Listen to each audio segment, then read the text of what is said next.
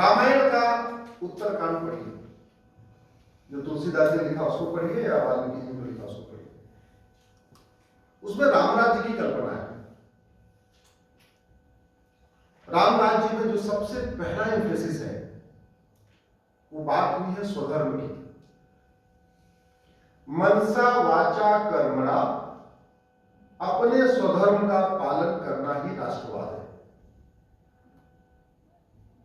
नाई मनसा वाचा कर्मणा बाल काटे, धोबी मनसा वाचा कर्मणा कपड़ा धोए, मिस्त्री मनसा वाचा कर्मणा घर बनाए, टीचर मनसा वाचा कर्मणा पढ़ाए, डॉक्टर मनसा वाचा कर्मणा इलाज करे, जज मनसा वाचा कर्मणा लोगों को न्याय दे, वकील मनसा वाचा कर्मणा अपना पक्ष रखे, सांसद विधायक जिनको कानून निर्माता कहा जाता है वो मनसा वाचा कर्मणा अपना कानून बनाए। ये भारत का संविधान जब ये बन रहा था इस पर चर्चा हुई। संविधान तो बहुत पतला सा है लेकिन इसकी डिबेट इतनी मोटी सी है, 5 वॉल्यूम में मोटी डिबेट है। उसमें जब चर्चा हुई तो एक बार ये हुआ कि भाई संविधान का लक्ष्य क्या है। तो जितने लोग अंग्रेजी पढ़े हुए थे बाहर से, नेहरू जी, डॉक्टर अंबेडकर, उन्होंने बोला हमारा लक्ष्य है इक्वालिटी, जस्टिस, लिबर्टी, फ्रेटर्निटी, हम ये अचीव करना चाहते हैं। कुछ लोग ऐसे थे जो भारतीय संस्कृति से जुड़े हुए लोग थे, भारत में पढ़े हुए थे। उन्होंने एक शब्द बोला, भारत के संविधान का लक्ष्य होना चाहिए राम राज्य की स्थापना। क्या होना चाहिए? राम राज्य की। मुझे लगता है, मेरा व्यक्तिगत मत भी है इतने दिन के रिसर्च के बाद, कि वास्तव में गुड गवर्नेंस का राम राज्य से अच्छा मॉडल कोई है ही नहीं। और जिन चीजों को संविधान में डाला गया है, जिन पे हम आज चर्चा कर रहे होना चाहिए आजादी के 75 साल के बाद, वो लाखों साल पहले हो चुकी है। मानव इतिहास में एक पति एक पत्नी का नियम लागू करने वाले सबसे पहले मानव भगवान श्री राम है। आपने कभी सोचा इतना चक्रवर्ती नरेश उस समय कौन उनको अपना दामाद बनाना चाहता होगा? और पहले तो बहुविवाह की प्रथा थी। आखिर क्या कारण था? राम ने एक विवाह किया, लक्ष्मण ने एक विवाह किया, भरत जी ने एक विवाह किया, शत्रुघ्न ने एक विवाह किया। हम जिस कानून सिविल कोड की कल्पना आज कर रहे हैं वो लाखों साल पहले हो चुकी है। आखिर क्या कारण था? राम के दो बेटे, लक्ष्मण के 2 बेटे, भरत के 2 बेटे, शत्रुघ्न के 2 बेटे, न किसी को 1 न किसी को 3। हम जिस जनसंख्या नियंत्रण की बात आज कर रहे हैं, जो हमारे संविधान में लिखा हुआ है, पॉपुलेशन कंट्रोल लॉ, ये हमारे संविधान में लिखा हुआ है। भगवान राम हजारों साल पहले इसको लागू कर चुके हैं। हम जिस कानून सिविल कोड की बात कर रहे हैं आज होना चाहिए आर्टिकल 44, भगवान राम हजारों साल पहले लागू कर चुके हैं। हम जिस यूनिफॉर्म एजुकेशन की बात आज कर रहे हैं कि देश में 1 नेशन 1 सिलेबस होना चाहिए, 1 नेशन 1 करिकुलम होना चाहिए, एक देश की शिक्षा बोर्ड होना चाहिए, भगवान राम हजारों साल पहले कर चुके हैं। शुरुआत राजा दशरथ ने कर दिया था। और आप देखिए राजा दशरथ के पहले तक गुरुकुल की अलग अलग कैटेगरी थी। ब्राह्मण्स के बच्चे अलग गुरुकुल में जाते थे, क्षत्रिय के बच्चे अलग गुरुकुल में जाते थे, वैश्य समाज के बच्चे अलग गुरुकुल में जाते थे। लेकिन राम और निषाद राज एक साथ पढ़े हुए, कैसे हो गया? कॉमन सिलेबस आ गया और उसको भगवान राम ने और उसको इंस्टीट्यूशनलाइज किया। उन्होंने तय किया सब पूरे उस अखंड भारत में जिसके भगवान राम राजा थे, उसमें सारे के सारे गुरुकुल का सिलेबस एक था और सारे गुरुकुल में सभी चारों वर्ण के बच्चे पढ़ते थे। ये सबसे पहले मानव इतिहास में लागू करने वाले भगवान राम। हमें किसी दुनिया से सीखने की जरूरत नहीं। जेंडर जस्टिस, जेंडर इक्वेलिटी, महिलाओं का सम्मान हमें अमेरिका या किसी और से सीखने की जरूरत नहीं है। नारी तू नारायणी, नारी बराबर नहीं है बल्कि वो ऊपर है। अमेरिका, फ्रांस, यूरोप वाले कह रहे हैं कि महिला पुरुष बराबर है। हमने लाखों साल पहले कह दिया बराबर नहीं भाई, वो ऊपर है। वो नारायणी है। नर तू नारायण कहीं नहीं लिखा, नारी तू नारायणी लिखा। संविधान तो कहता है इक्वलिटी, कि महिला पुरुष बराबर है। हमने कहा कि नहीं, बराबर नहीं है, वो ऊपर है। इससे बढ़िया कॉन्सेप्ट क्या हो सकता है? हो सकता है।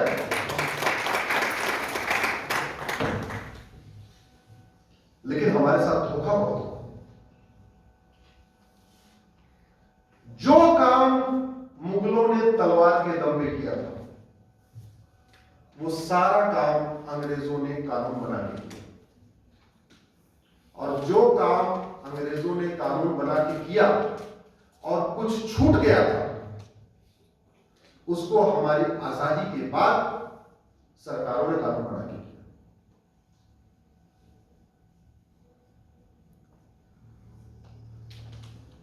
जूता बनाने वाला मोची बहुत अच्छी अच्छी बात करे, लोहिया की बात करे, गांधी की बात करे, अम्बेडकर की बात करे, वंदे मातरम बोले, भारत माता की जय बोले, लेकिन जूता ठीक से न बनाए, आप उसको अच्छा मोची मानेंगे? जोर से बोलिए जरा। मिस्त्री खूब बढ़िया बढ़िया भाषण दे, अच्छी अच्छी बातें करे, दीवार ठीक से न बनाए, उसको अच्छा मिस्त्री मानेंगे? बढ़ाई खूब अच्छी अच्छी बातें करे, कारपेंटर लेकिन ठीक से आपका वो अपना काम न करे, उसको अच्छा कारपेंटर मानेंगे? डॉक्टर बहुत अच्छी अच्छी बात करे लेकिन अच्छी दवा न दे, आप उसको अच्छा डॉक्टर मानेंगे? तो हमने क्या किया, हर जगह क्वालिटी देखा। नाई जाति का हो चाहे ना हो, बाल अच्छा काटना चाहिए। धोबी हमारी जाति का हो चाहे ना हो, कपड़ा अच्छा धोना चाहिए। मोची हमारी जाति का हो चाहे ना हो, जूता बढ़िया बनाना चाहिए। डॉक्टर हमारी जाति का हो चाहे ना हो, दवा अच्छी देना चाहिए। हर जगह हमने क्वालिटी ढूंढा, लेकिन जिसको देश बनाना था, जिसकी ड्यूटी पूरे देश का भला करना, उसके साथ हमने ये नहीं देखा, केवल इतना देखा इसको अच्छा भाषण देना आता है कि नहीं आता है। हर जगह क्वालिटी ढूंढी, लेकिन जिससे कानून बनवाना था वह आपने बतौलेबाजी ढूंढी, बस अच्छा बतौलेबाज होना चाहिए। और वहां आपने जाति भी ढूंढी, मेरी जाति वाला होना चाहिए। उसको कानून बना आए चाहे ना आए, कानून बनाना आए चाहे ना आए, मेरी जाति वाला होना चाहिए, मैं खुश हूं। इतने में हमारा काम हो गया, इसीलिए हमारा सत्यानाश हो गया। दूसरा, 2000 रुपए घर में धोने झाड़ू पोछा करने वाली को देते हैं, कहीं 2000 देते हैं, कहीं 3000 देते हैं। उससे हम चाहते हैं कि बहुत अच्छी तरीके गाड़ी को घर की साफ सफाई करें। 15,000 रुपए ड्राइवर को देते हैं, हम चाहते हैं बहुत अच्छी तरीके गाड़ी चलाए। 10 रुपए कपड़ा प्रेस करने वाले को देते हैं, उससे चाहते हैं बहुत अच्छी तरीके कपड़ा प्रेस करें। 40-50 रुपए नाई को देते हैं, हम चाहते हैं बहुत अच्छी तरीके दाढ़ी बनाए। 500 रुपए डॉक्टर को देते हैं, एक बार जब जाते हैं उसके पास दिखा ले, हम चाहते हैं ऐसी दवा दे दे कि दोबारा उसके पास आना ही ना पड़े। लेकिन ये हमने कभी उनसे नहीं चाहा जिनको वेतन भत्ता, गाड़ी, बंगला, पेंशन, सिक्योरिटी गार्ड, नौकर, कि वो अच्छा कानून बनाए। भारत की संस्कृति, भारतीय रीति रिवाज, भारतीय परंपरा, भारतीय ज्ञान विज्ञान, इसको मजबूत करके अच्छा कानून बनाए, ये हमने कभी सोचा ही नहीं, हमने उसे चाहा ही नहीं। और वो भ्रष्ट हो, ड्रग स्मगलर हो, कुछ भी हो, एक बार अगर वो टिकट विकट खरीद के सांसद विधायक बन गया, उसके साथ फोटो खिंचवाने में हमने अपनी इज्जत समझी, उसके माननीय कहना शुरू कर दिया। एक चोर दूसरे को माननीय कहता, दूसरा वाला चोर तीसरे को माननीय कहता, सारे दूसरे माननीय बन गए और हम उसके साथ फोटो खिंचा। वाह वाह, आज माननीय का बहुत अच्छा आशीर्वाद मिला है, आज माननीय विधायक असेंबली का आशीर्वाद मिल गया। माँ बाप का आशीर्वाद लिया हो चाहे ना लिया हो, लेकिन चोर लफंगों का आशीर्वाद लेना बड़ा अच्छा लगता है। हमने पूरे को पूरा कहा ही नहीं। आप मुझे बताइए, जिस हम हॉल में बैठे हुए, उत्तराखंड यूनिवर्सिटी के हॉल में, यह हाल इतना अच्छा है, इसका मतलब क्या क्या हुआ? आर्किटेक्ट बहुत अच्छा था। दूसरा, मिस्त्री अच्छा है। तीसरा, आर्किटेक्ट को चूज करने वाला और मिस्त्री को चूज करने वाला मालिक बहुत अच्छा है, जो सीधे सामने बैठे। तीसरा, बिल्डिंग मटेरियल खरीदते समय मैंने फिर क्वालिटी देखी, सीमेंट अच्छी क्वालिटी का, बालू अच्छी क्वालिटी का, सरिया अच्छी क्वालिटी का, तब तो इतना अच्छा हाल बना ना। और जब जोशी जी अपना ये कॉलेज बना रहे होंगे तो कम से कम 2-4 आर्किटेक्ट से बात किए होंगे, हो सकता है 2-4 और कॉलेज भी देख के आए होंगे, तब अपना कॉलेज बनाया। इनका टारगेट था कि मुझे अपना कॉलेज बहुत अच्छा बनाना है। तो बहुत अच्छा कॉलेज बनाने का तरीका है, 2-4 आर्किटेक्ट से बात करो, 2-4 मिस्त्री से बात करो, 2-4 ठेकेदार से बात करो, सीमेंट बालू 2-4 जगह जाके देखो। ऐसा थोड़ी जो मिल जाए सीमेंट उठा लो, जो बन जाए बालू उठा लो, जो बन जाए उठा लो। सांसद और विधायक को कानून निर्माता कहते हैं। क्या कहते हैं भैया? फोन थोड़ी देर बंद कर दीजिए, 1 घंटे आधे घंटे के लिए। सांसद और विधायक को कानून निर्माता कहते हैं। जब ये कानून निर्माता अपना घर बनाना होता है तो 10 आर्किटेक्ट से बात करते हैं। अपना घर बनाना होगा तो 10 लोगों का मकान जाके देखेंगे। और टारगेट क्या होगा? किसी मकान की कॉपी नहीं करेंगे।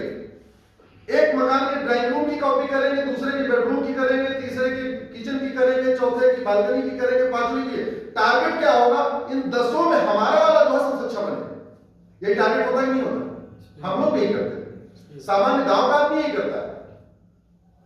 गांव का व्यक्ति जिसके पास आर्किटेक्ट के पास जाने की हिम्मत नहीं है, वो भी क्या करता है, गांव में ही कम से कम 4-10 लोगों का मकान देखता है, उसमें से जो उसको बढ़िया लगता है उसको, और किसी एक मकान की कॉपी नहीं करता, किसी एक कमरे की दूसरे को ऐसे नकल करता है।